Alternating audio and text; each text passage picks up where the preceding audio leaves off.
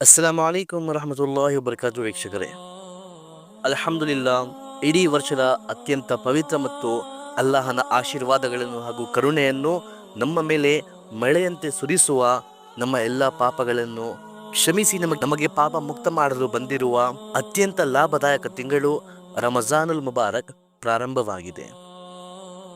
ಅಲ್ಹಮ್ದುಲಿಲ್ಲಾ, ಮೊಟ್ಟ ಮೊದಲದಾಗಿ ನಾವು ಸರ್ವಶಕ್ತನಾದ ಅಲ್ಲಾಹ್ ಸುಬ್ಹಾನಹು ವ ತಆಲಾನ ಕೋಟಿಗಟ್ಟಲೆ ಧನ್ಯವಾದಗಳು, ಅಸಂಖ್ಯಾತ ಧನ್ಯವಾದಗಳು. ನಮಗೆ ಮತ್ತೊಮ್ಮೆ ಈ ಪವಿತ್ರ ತಿಂಗಳು ರಂಜಾನ್ ಮುಬಾರಕ್ ನೀಡಿದನು. ನೀವು ನೋಡಬಹುದು, ಹಿಂದಿನ ರಂಜಾನಿನಲ್ಲಿ ನಮ್ಮೊಂದಿಗೆ ನಮ್ಮ ಎಷ್ಟೋ ಆತ್ಮೀಯರಿದ್ದರು, ಎಷ್ಟೋ ನಮ್ಮ ಗೆಳೆಯರಿದ್ದರು, ಎಷ್ಟೋ ನಮ್ಮ ಪರಿಚಯದವರಿದ್ದರು. ಆದರೆ ಈ ವರ್ಷ ಅವರು ನಮ್ಮೊಂದಿಗಿಲ್ಲ. ಕೊನೆಯ ರಂಜಾನ್ ಹಾಗೂ ಈ ರಂಜಾನಿನ ನಡುವೆ ಯಾರೋ ತನ್ನ ಸ್ವಂತ ತಂದೆಯನ್ನು ಕಳೆದುಕೊಂಡಿದ್ದಾರೆ, ಯಾರೋ ತನ್ನ ತಾಯಿಯನ್ನು ಕಳೆದುಕೊಂಡಿದ್ದಾರೆ, ಯಾರೋ ತನ್ನ ಅಕ್ಕ ಅಥವಾ ತಂಗಿಯನ್ನು ಕಳೆದುಕೊಂಡಿದ್ದಾರೆ, ಯಾರೋ ಅಣ್ಣ ಅಥವಾ ತಮ್ಮನನ್ನು ಕಳೆದುಕೊಂಡಿದ್ದಾರೆ, ಯಾರೋ ತನ್ನ ಸ್ನೇಹಿತರನ್ನು ಕಳೆದುಕೊಂಡಿದ್ದಾರೆ, ಯಾರೋ ತನ್ನ ನೆರೆಹೊರೆಯವರನ್ನು ಕಳೆದುಕೊಂಡಿದ್ದಾರೆ. ಸೊ ನಮಗೆ ನಮ್ಮ ಕರ್ತನಾದ ಸರ್ವಶಕ್ತನಾದ ಪ್ರಿಯ ಅಲ್ಲಾಹನು ಪುನಃ ಈ ರಂಜಾನ್ ತಿಂಗಳಲ್ಲಿ ಪುಣ್ಯಗಳನ್ನು ಗಳಿಸಿ ಅವರ ನಿಖರವಾಗಿ ಅವನಿಗೆ ಸಂತೋಷಪಡಿಸುವ ಹಾಗೂ ತನ್ನ ಪಾಪಗಳನ್ನು ತೊಳೆದುಕೊಳ್ಳುವ ಒಂದು ಅವಕಾಶ ನೀಡಿದನು. ಇದರ ಮೇಲೆ ನಾವು ಅಲ್ಲಾಹನಿಗೆ ಸಾಕಷ್ಟು ಕೃತಜ್ಞತೆ ಸಲ್ಲಿಸಬೇಕು. ಅಲ್ಲಾಹ್ ಸುಬ್ಹಾನಹು ವ ತಆಲಾನ ಆದೇಶವಿದೆ, ಲಇನ್ ಶಕರ್ತುಂ ಲಅಜೀದನ್ನಕುಂ. ಇದು ಅದರ ಸಾರಾಂಶ. ನೀವು ಕೃತಜ್ಞತೆ ಸಲ್ಲಿಸಿದರೆ ನಾನು ಉಡುಗೊರೆಗಳನ್ನು, ಆಶೀರ್ವಾದಗಳನ್ನು ಹೆಚ್ಚಿಸುತ್ತೇನೆ, ಇನ್ನಷ್ಟು ಹೆಚ್ಚಿಸುತ್ತೇನೆ. ಸೊ ನಮಗೆ ಅಲ್ಲಾಹ್ ಸುಬ್ಹಾನಹು ವ ತಆಲಾ ಪುನಃ ಈ ರಮಜಾನ್ ತಿಂಗಳನ್ನು ನೀಡಿದ್ದಾನೆ ಎಂದು ನಾವು ಅವನಿಗೆ ಕೃತಜ್ಞತೆ ಸಲ್ಲಿಸಿದರೆ ಅಲ್ಲಾಹ್ ಸುಬ್ಹಾನಹು ವ ತಆಲಾ ಈ ಪವಿತ್ರ ತಿಂಗಳು ರಂಜಾನ್ ಅನ್ನು ನಮಗೆ ಅತ್ಯುತ್ತಮವಾಗಿ ಕಳೆಯುವುದರಲ್ಲಿ ಅನುವು ಮಾಡಿಕೊಡುತ್ತಾನೆ. ಈ ರಮಜಾನ್ ತಿಂಗಳು ಪ್ರಾರಂಭವಾಗಿದ್ದೆಂದು ನಾವು ಸಂತೋಷವನ್ನು ತೋರಬೇಕು, ನಮ್ಮ ಹೃದಯದಿಂದ ಸಂತೋಷವನ್ನು ತೋರಬೇಕು.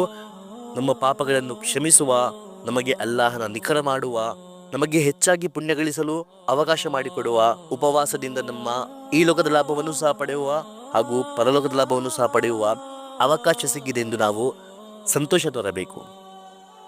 ಸಾಕಷ್ಟು ಜನರು ಈ ರಂಜಾನ್ ತಿಂಗಳು ಬಂದ ತಕ್ಷಣ ಸ್ವಲ್ಪ ನಿರಾಶೆಯಾಗುತ್ತಾರೆ. ಉಪವಾಸವಿಡಬೇಕು, ತರಾವಿ ಓದಬೇಕು, ಹೋಟೆಲ್ಗಳಲ್ಲಿ ಹೋಗುವ ಹಾಗಿಲ್ಲ, ಮುಂಜಾನೆ ಸೆಹರಿ ಸಮಯದಲ್ಲಿ ಏಳಬೇಕು, ಅದು ಇದು ಎಂದು ಸಾಕಷ್ಟು ವಿಷಯಗಳ ಬಗ್ಗೆ ಯೋಚಿಸಿ ಈ ರಂಜಾನ್ ತಿಂಗಳಿನ ಆಗಮನವನ್ನು ಕಂಡು ಕೋಪಪಡುತ್ತಾರೆ. ಅಲ್ಲಾಹ್ ಸುಬ್ಹಾನಹು ವ ತಆಲಾನ ಕೋಟಿಗಟ್ಟಲೆ ಧನ್ಯವಾದಗಳು. ಅಲ್ಲಾಹ್ ಸುಬ್ಹಾನಹು ವ ತಆಲಾ, ನಮ್ಮ ಪ್ರಿಯ ಅಲ್ಲಾಹ್ ಸುಬ್ಹಾನಹು ವ ತಆಲಾ ನಮಗೆ ಇಂತಹ ಮುಟ್ಟಾಳರಲ್ಲಿ ಮಾಡದೆ, ಇಂತಹ ದುರಾದೃಷ್ಟದಲ್ಲಿ ಸೇರಿಸದೆ, ನಮಗೆ ಈ ಪವಿತ್ರ ತಿಂಗಳು ರಮಜಾನಿನ ಮಹತ್ವವನ್ನು ಅರ್ಥ ಮಾಡಿಕೊಂಡು ಇದರ ಮೇಲೆ ಅಲ್ಲಾಹನಿಗೆ ಕೃತಜ್ಞತೆ ಸಲ್ಲಿಸುವರಲ್ಲಿ ಶಾಮೀಲ್ ಮಾಡಿದ್ದಾನೆ.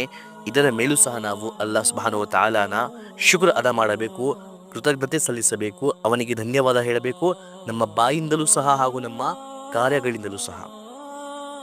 ಈಗ ಅಲ್ಲಾಹ್ ಸುಬ್ಹಾನಹು ವ ತಆಲಾನ ಯಾವುದೇ ಒಂದು ಉಡುಗೊರೆಯ ಕೃತಜ್ಞತೆ ಸಲ್ಲಿಸುವ ಸರಳವಾದ ರೂಪವೇನೆಂದರೆ, ಬಾಯಿಂದ ನಾವು ಹೇಳುವುದು, ಓ ನನ್ನ ಅಲ್ಲಾಹನೇ, ನನಗೆ ನೀನು ಮತ್ತೊಮ್ಮೆ ರಮಜಾನ್ ತಿಂಗಳಲ್ಲಿ ಪುಣ್ಯಗಳನ್ನು ಗಳಿಸುವ ಅವಕಾಶ ನೀಡಿದ್ದೀಯಾ, ನಿನ್ನ ಕೋಟಿಗಟ್ಟಲೆ ಅಸಂಖ್ಯಾತ ಧನ್ಯವಾದಗಳು. ಆದರೆ ಅಲ್ಲಾಹ್ ಸುಬ್ಹಾನಹು ವ ತಆಲಾನ ಪ್ರತಿಯೊಂದು ಉಡುಗೊರೆಯ, ಅವನ ಪ್ರತಿಯೊಂದು ಆಶೀರ್ವಾದದ ಕೃತಜ್ಞತೆ ಸಲ್ಲಿಸುವ ಅತ್ಯುತ್ತಮ ರೂಪವೇನೆಂದರೆ, ಆ ಆಶೀರ್ವಾದವನ್ನು, ಆ ಉಡುಗೊರೆಯನ್ನು, ಅವನು ನೀಡಿರುವ ಆ ಅವಕಾಶವನ್ನು ಸರಿಯಾಗಿ ಅದರ ಹಕ್ಕನ್ನು ನೀಡುತ್ತಾ ಕಳೆಯುವುದು. ಉದಾಹರಣೆಗೆ, ಈ ರಮಜಾನ್ ತಿಂಗಳು ಇಂತಹ ಒಂದು ಉಡುಗೊರೆಯನ್ನು ಅಲ್ಲಾಹ್ ಸುಬ್ಹಾನಹು ವ ತಆಲಾ ನಮಗೆ ನೀಡಿದ್ದಾನೆ. ಈಗ ಇದರ ಕೃತಜ್ಞತೆ ಸಲ್ಲಿಸುವ ಅತ್ಯುತ್ತಮ ರೂಪವೇನೆಂದರೆ, ನಾವು ಈ ರಮಜಾನ್ ತಿಂಗಳನ್ನು, ಇದರ ಹಕ್ಕನ್ನು ನೀಡುತ್ತಾ ಅಲ್ಲಾಹ್ ಸುಬ್ಹಾನಹು ವ ತಆಲಾನ ಆದೇಶದ ಪ್ರಕಾರ ಹಾಗೂ ಪಾಪಗಳಿಂದ ವಂಚಿತರಾಗಿ ಈ ತಿಂಗಳಿನಲ್ಲಿ ಹೆಚ್ಚಾಗಿ ಪುಣ್ಯಗಳನ್ನು ಗಳಿಸುತ್ತಾ ಅಲ್ಲಾಹ್ ಸುಬ್ಹಾನಹು ವ ತಆಲಾನಿಗೆ ಸಂತೋಷಪಡಿಸುವ ಕಾರ್ಯಗಳನ್ನು ಮಾಡುತ್ತಾ ಈ ತಿಂಗಳನ್ನು ನಾವು ಕಳೆಯಬೇಕು. ಇದು ಈ ತಿಂಗಳಿನ ಕೃತಜ್ಞತೆ ಸಲ್ಲಿಸುವ ಅತ್ಯುತ್ತಮ ರೂಪ. ಹಾಗೂ ಹದೀಸಿನಲ್ಲಿದೆ, ರಮಜಾನ್ ಇಡೀ ವರ್ಷದ ಹೃದಯವಾಗಿದೆ. ಇದು ಉತ್ತಮವಾಗಿ ಕಳೆದರೆ ಇಡೀ ವರ್ಷ ಅತ್ಯುತ್ತಮವಾಗಿ ಕಳೆಯುತ್ತದೆ, ಹಾಗೂ ಇದು ಹಾಳಾದರೆ ಇಡೀ ವರ್ಷವು ಹಾಳಾಗುತ್ತದೆ. ಇದಕ್ಕಾಗಿಯೇ ಇಮಾಮೆ ರಬ್ಬಾನಿ ಮುಜದ್ದಿದ್ ಅಲ್ ಫೆಸಾನಿ ರಹಮತುಲ್ಲಾ ಅಲೇ ಬರೆದಿದ್ದಾರೆ, ರಮಜಾನ್ನಲ್ಲಿ ಅಲ್ಲಾಹನ ಕಡೆಯಿಂದ ಎಷ್ಟೊಂದು ಆಶೀರ್ವಾದಗಳು ಹಾಗೂ ಕರುಣೆ ಅರ್ಥಾತ್ ರಹಮತ್ ಇರಿಸಲಾಗುತ್ತದೆ ಎಂದರೆ, ಬಾಕಿ ಇಡೀ ವರ್ಷದಲ್ಲಿ ಇರಿಸಲಾದ ಆಶೀರ್ವಾದಗಳು, ಕರುಣೆ ಹಾಗೂ ರಹಮತ್ ರಮಜಾನಿನ ಆಶೀರ್ವಾದಗಳ ಕರುಣೆಯ ಮುಂದೆ, ಸಮುದ್ರದ ಮುಂದೆ ಒಂದು ಹನಿಯ ಸಮಾನವೂ ಇಲ್ಲ. ಇಷ್ಟೊಂದು ಆಶೀರ್ವಾದಗಳನ್ನು, ಇಷ್ಟೊಂದು ಕರುಣೆ ಮತ್ತು ರಹಮತ್ಗಳನ್ನು ಅಲ್ಲಾಹ್ ಸುಬ್ಹಾನಹು ವ ತಆಲಾ ಈ ಪವಿತ್ರ ತಿಂಗಳು ರಮಜಾನ್ನಲ್ಲಿ ಇರಿಸುತ್ತಾನೆ ಮಾನವರ ಮೇಲೆ.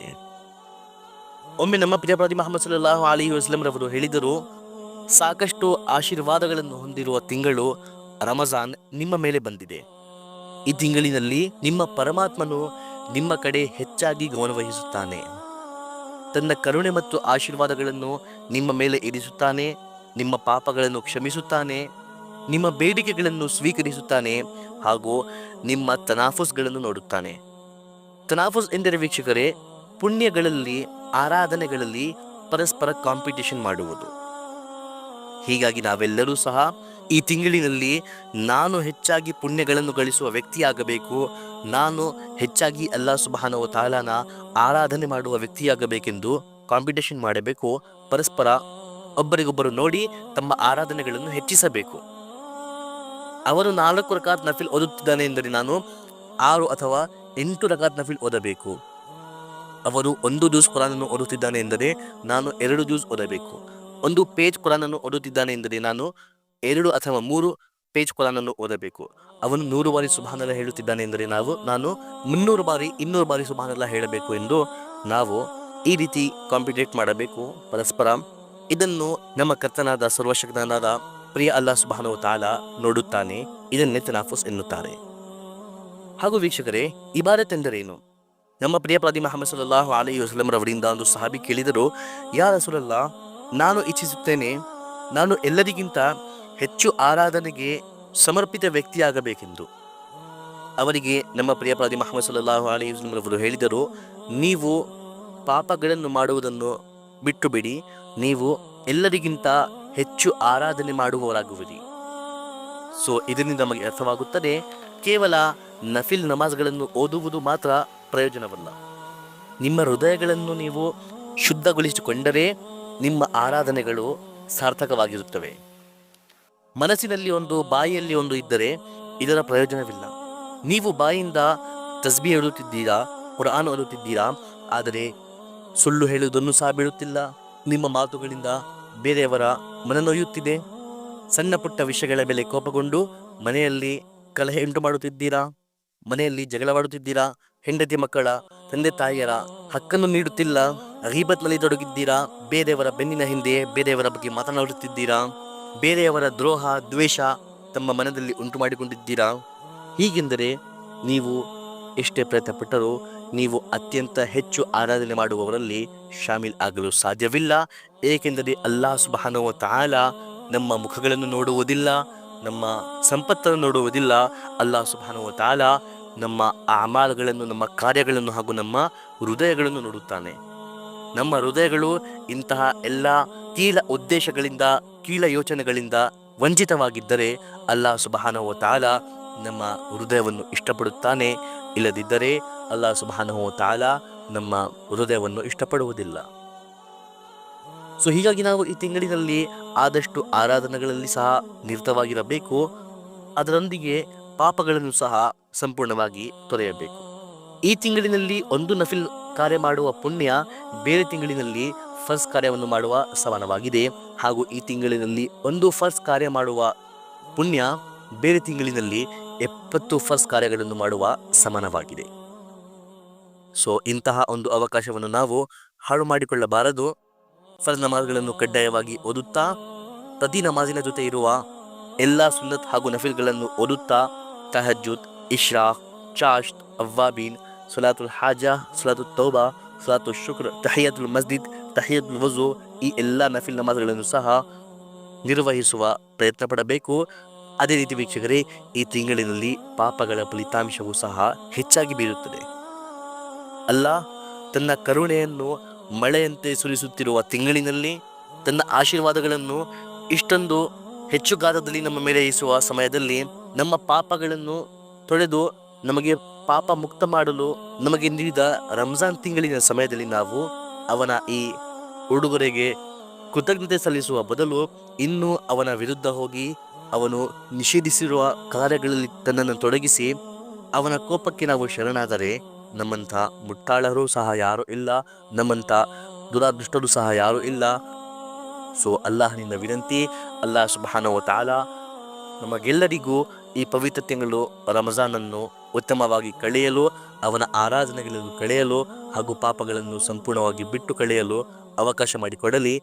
ಇನ್ನು ಮುಂದೆ ಮಾತನಾಡೋಣ ಇನ್ನೊಂದು ವಿಡಿಯೋಲ್ಲಿ. ಅಲ್ಹಮ್ದುಲಿಲ್ಲಾ, ಇಡೀ ರಂಜಾನಿನ ವಿಷಯಗಳ ಕುರಿತು ವಿಡಿಯೋಗಳನ್ನು ಅಪ್ಲೋಡ್ ಮಾಡುತ್ತೇವೆ ಇನ್ಶಾ ಅಲ್ಲಾ. ಅಲ್ಲಿಯವರೆಗೆ ಫಕತ್ ವಸ್ಸಲಾಂ.